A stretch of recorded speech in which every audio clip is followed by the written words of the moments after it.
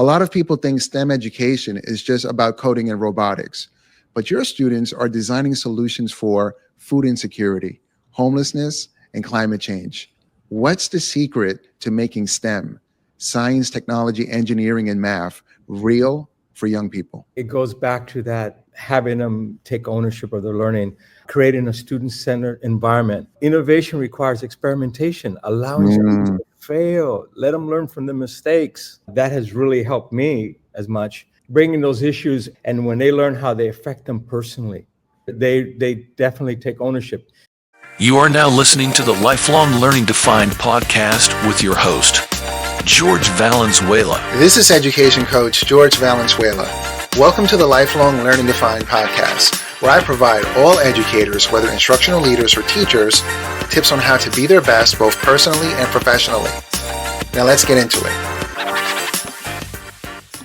We're here today with one of the best teachers I've ever met, my friend Jose Gonzalez. Jose is a 21st century learning specialist at Davis Middle School in Compton, California. How are you, brother? Thank you. Thank you so much, brother. Really doing good. And I really appreciate the opportunity to share the stories of my students. For the audience, I met Jose back in 2018. We go back. Back then, I used to visit Bunkie Middle School in Compton, USD every other month. I would facilitate PBL workshops for teachers across the entire district. That's where I met Jose. Now, before moving forward, I need to give a big shout out to Michelle Dawson. One of the best experiences in my career was working with Michelle on project-based learning, PBL. Michelle, if you're listening, how are you? Let's get in contact. Jose, you're doing amazing work. Thank you for being here, my guy. No, thank you. And I wanted to just say, Michelle, I work half day for Michelle. I do for the ed tech department and also for my school. And they were the ed tech department was recognized nationally.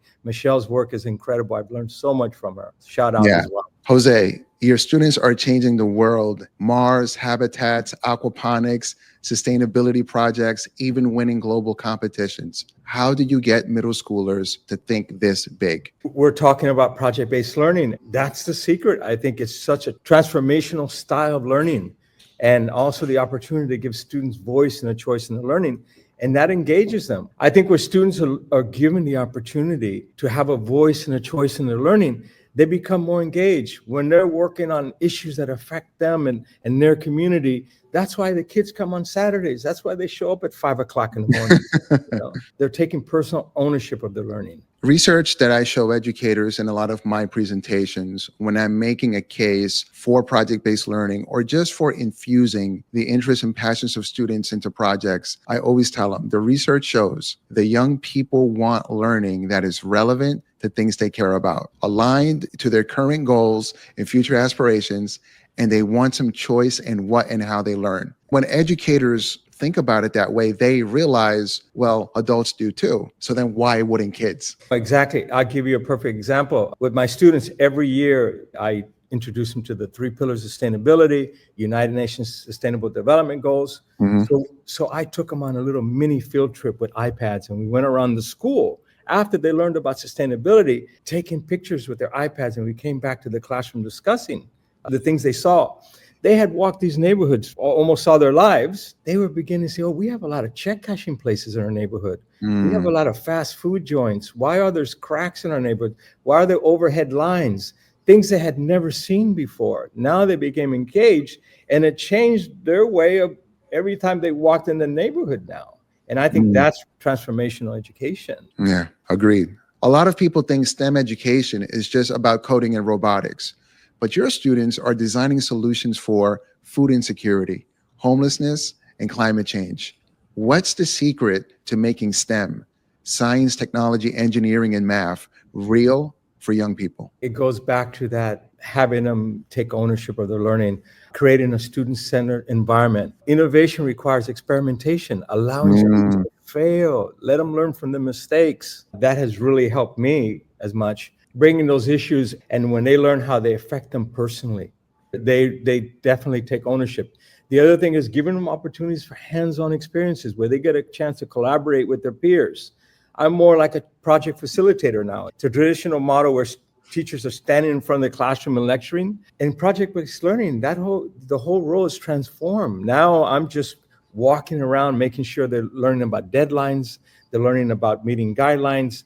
Instead of indoctrination that we hear a lot about these days with students, they're presenting with the facts, and then they have to find their own solutions. And that involves research on their own. Well, I do want to say one thing. Everyone out there watching and listening, Jose is being too modest. If you look at the videos of his children, they're actually explaining academic content and aligning it to issues and problems in their own community. That needs a lot of coaching.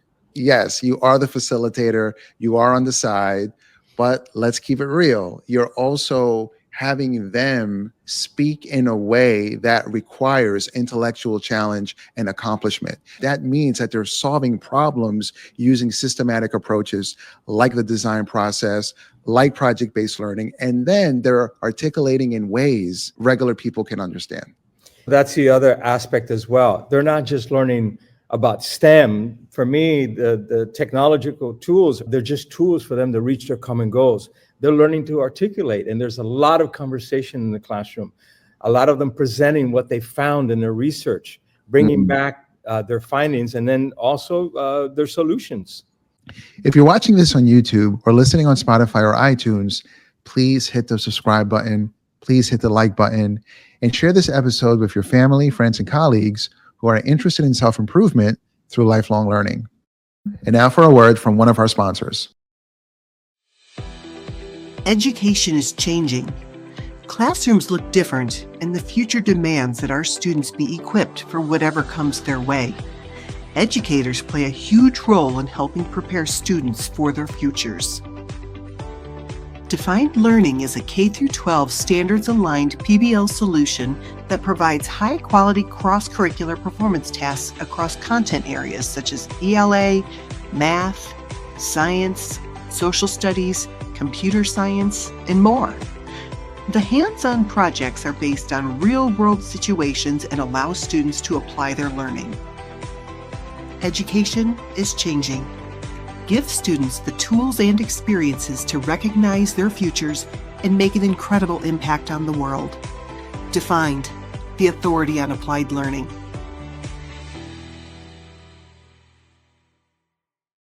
We had the pleasure of listening to George this morning on project-based learning, and he shared his story that his aunt encouraged him to go into education. And she was absolutely right. He is so talented at sharing information in a way that's easy to digest and is inspiring to go back and actually implement and make change. So my takeaway is that Mr. Valenzuela was very inspiring. He was very motivational and helped me to think about a new way of getting my teachers excited. When I set out to do a workshop, my key deliverable is energy. And this momentum is used to make connections, inspire, educate, and ultimately transform the audience, so that they're compelled to take that same energy back to their schools and communities.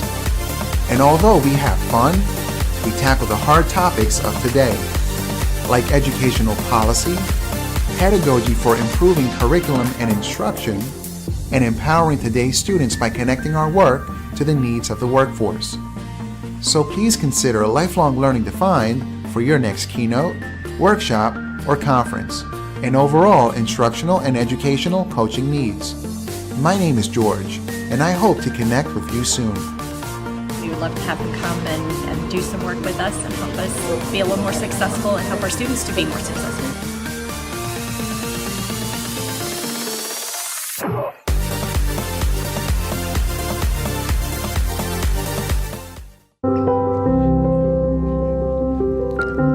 I move around a lot of schools, and we're seeing a huge disconnect. A lot of teachers that have come from non-traditional pathways, especially in the past few years. And so just interactions, expectations is really the first step. All of my teachers, raise your right hand, and please repeat after me. I promise that I will speak positivity into my students. All of my administrators, all my directors, all my principals, all my coordinators, raise your hands, please, your right hand, and repeat after me. I promise that I will speak positivity into my faculty and staff. Thank you. Jose, you've built a culture of innovation at Davis Middle School, no doubt. Your students aren't just learning. They're presenting at international conferences like ISTE, winning awards and solving real-world problems like you just said. How did you make young people believe that they can do these things? By creating an environment they feel empowered, that they too have opinions that are worthwhile, that just because they're young, that their voices don't count. What is that biblical quote about out of the mouth of babes? Especially when it comes to climate change, because that's been my passion. Us old people, when I tell my kids, us old people did not really do a good job of taking care of the environment. And here they are surprising me with solutions. They come out with an aquaponics ship or a regenerative ocean project. And they never cease to surprise me with their solutions. Let's talk a little more about project-based learning. Some educators worry it takes too much time or it's not rigorous enough. What do you say to teachers who are on the fence about using PBL in their classrooms? I think the research also shows that when students are given these opportunities to look for their own solutions, it creates critical thinking skills and it prepares them for other subject matter and even for the standardized tests as well. They're working collaboratively. Yeah. They're motivated. If students are motivated, engaged, they want to come to school. They want to learn more. Edutopia has done extensive research over the years. The evidence is there. PBL works with children across the board, marginalized children. It helps with reading, writing. It helps with science, social studies. It builds motivation, engagement. Project-based learning is truly the instructional approach of not just the 21st century, any century. I think above and beyond, I invite a lot of experts to the classroom. So in areas that I don't have the knowledge, I bring them in to give the students the information they need in order to enhance their research, and then they can go on and find those solutions for themselves. Jose, you were just recognized as an Infy Makers Award winner, and I know you're a champion for making computer science and STEM education more accessible for everyone in Davis Middle School and Compton USD. What's one thing schools could do yesterday, tomorrow, to make STEM more engaging and inclusive for all? I think, again, to provide those opportunities for project-based learning, for allowing teachers to collaborate with each other, for creating student-centered classrooms where students are able to have the opportunity to have a choice in how they're going to learn things, to let them veer off and research on issues that concern them. Personalized learning, student-centered classrooms, steering away from that traditional model that we've had that hasn't been working. That hasn't been working. Jose, as you mentioned, you've worked with students on everything from 3D printing to artificial intelligence to regenerative ocean farms. What's one project that blew even you away with what your kids accomplished? I can just show you really quick. All right, let's see, man. This is their aquaponics ship. We have an aquaponics system in our room. Here's where I see proof of how project-based learning works for students to advance their ideas. We have an actual aquaponics system in our room. And last year, the kids made an aquaponics truck. This year, they expanded the issue even more, and they created a ship that would grow food around the world and also have a fish farm in the rear section of the ship where they can grow endangered species. Also, the ship was created from a recycled container ship that they converted to electricity. So all these ideas where they're learning about different things, I was just so impressed with it. It was incredible what they came up with. I have to say, Jose, you are definitely the best STEM teacher I've seen using project-based learning. And as you know, I have a new professional development partner, Corwin Press, and we are developing Project-Based Learning Plus workshops, and we're going to be adding consultants in the future. And man, we want to snatch you up. When we're ready, you are definitely at the top of the list, brother. You're doing amazing work. I have to give you your flowers. Well, thank you so much, brother. I really appreciate it. And I really appreciate especially the stories from my inner city kids, my marginalized groups, the kids who don't really get a chance to have their faces reflected in the STEM fields. And I am so happy that they are having the opportunity and getting their voices heard. And thank you. I want to give you a little bit of history. When I started at Richmond City Public Schools back in 2007 at central office, around that time is when STEM became an acronym. President Obama put into the national career clusters. It became one of the 16. I know California uses something different. We wrote a grant for a governor's STEM academy. I was responsible for STEM in my district. We got Project Lead the Way. We got Code.org. We did all these different things from 2007 all the way into 2016. But I never really saw it grow and actualize itself the way I have with your students. I remember when I left my district to do what I'm doing now, I had a dream. And in my dream, I was on a university campus. And I'm inner city too, by the way. I'm an inner city kid. And I saw inner city children that were walking with all their STEM projects. They weren't my students, but I somehow knew that it was all connected to what we were learning in Richmond, what we were putting out with PBL. When I see this, it makes me realize there's other people out there like yourself that are making a difference, are doing a lot of good in the world. I think people need to see that.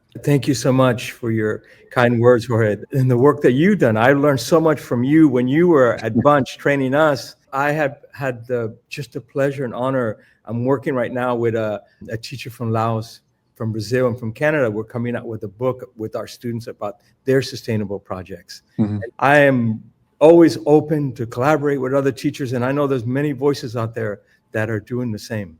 Everyone out there, he's very kind to me, but this man is great on his own. Okay.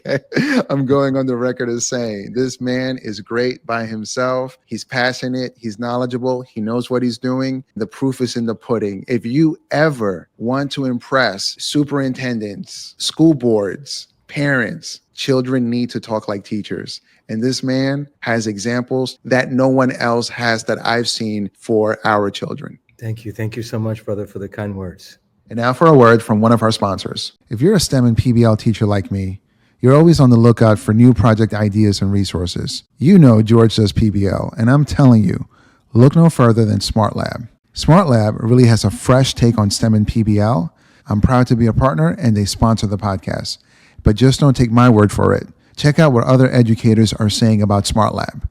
When students enter into Smart Lab, they are allowed to think outside of traditional norms. It gives them a lot of agency. They feel empowered and important. I think that's one of the biggest benefits of the Smart Lab environment and the way the project process is set up. Smart Lab becomes this place where they can do those things and have the time and space to communicate better and even deal with social emotional stuff. They're having a bad day. A Smart Lab's a place where we can change the pace of what they're learning to match their mental needs for the day. And that comes back tenfold later on when they want to be there and they want to learn and they want to do stuff and they feel safe and they feel like they can get the things they need. That's one of the big benefits of being in more of a collaborative environment is it makes you have to work. It makes you have to be accountable.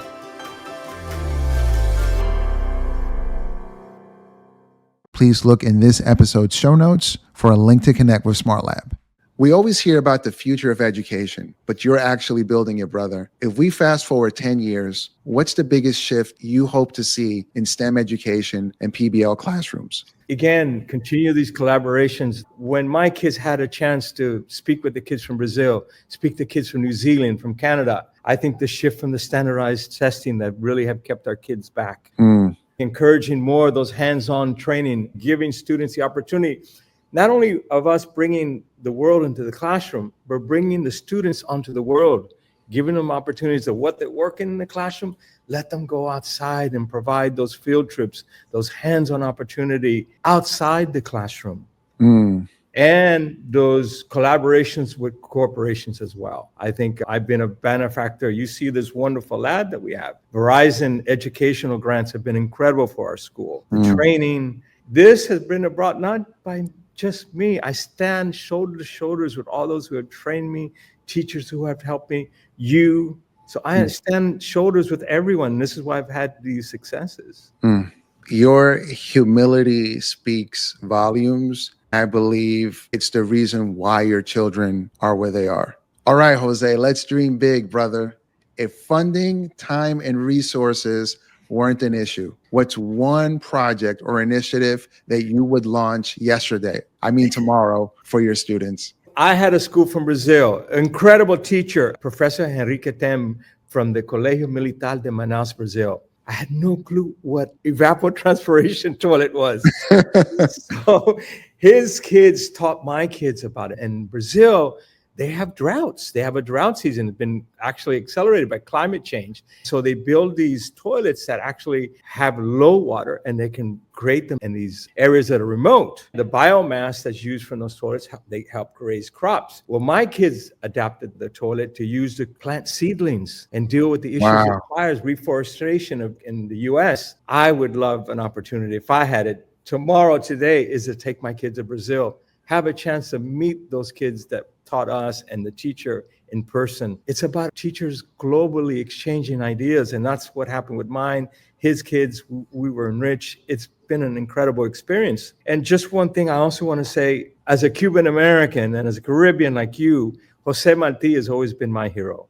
And one of the things he always said, that talent was a gift to us, and anyone who used it just for his selfishness, just for his own gain, was selfish. So teachers using talent, students using their talent to make a change in the world, like you are yourself with what you're doing. I think trying, brother, trying. You know something? When you do meaningful work, you need a positive mindset, because nothing is ever easy. And we have to show up every day at our best. And there's times that we don't feel at our best, or we're dealing with people that are trying, testing us, pushing our buttons. If you don't have a way to get yourself back in a positive state, then you're not going to be at your best in order to do this type of work. When you're focused and you're producing really great things, for me, I don't know about you or anybody else, but for me, I can't say I'm happy. I'm content. I feel blessed. But how can I be happy knowing that kids like us, people like us, and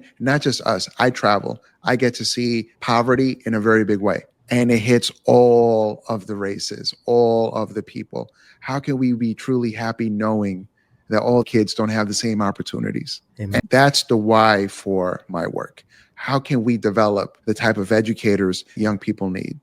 That's the focus. When I say educators, I'm talking about the leader too. How can the leader lead in a way that's going to empower teachers? And how can teachers teach in a way that's going to empower young people? I so much agree. And like you, those days when I feel down and everything, there's nothing like the hope the kids bring you, and the happiness, and to see them coming up with ideas. You cannot be depressed when you see kids working together and creating ideas for today and for tomorrow.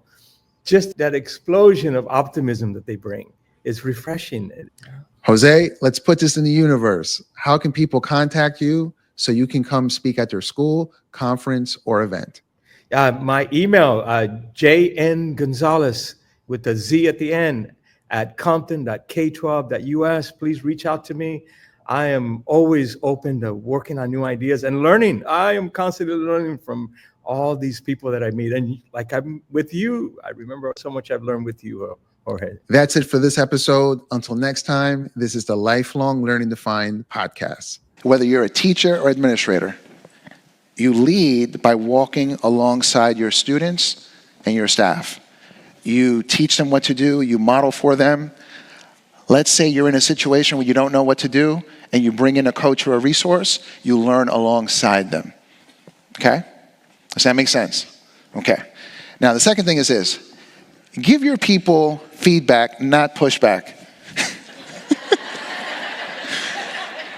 Whoever you push back on, whether physically or verbally, they're going to do it right back immediately.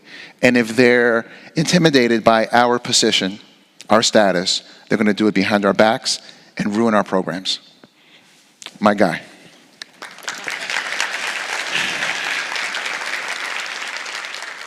I want to leave you on this note.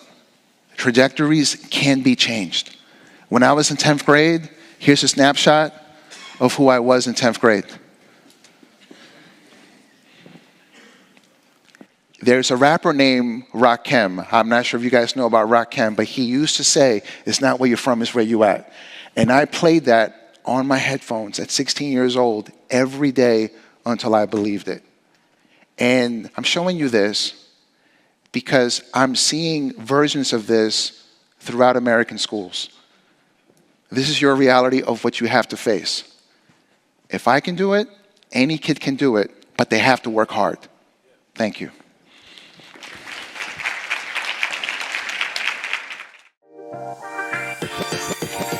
Thank you for listening to the Lifelong Learning Defined podcast with Jorge Valenzuela.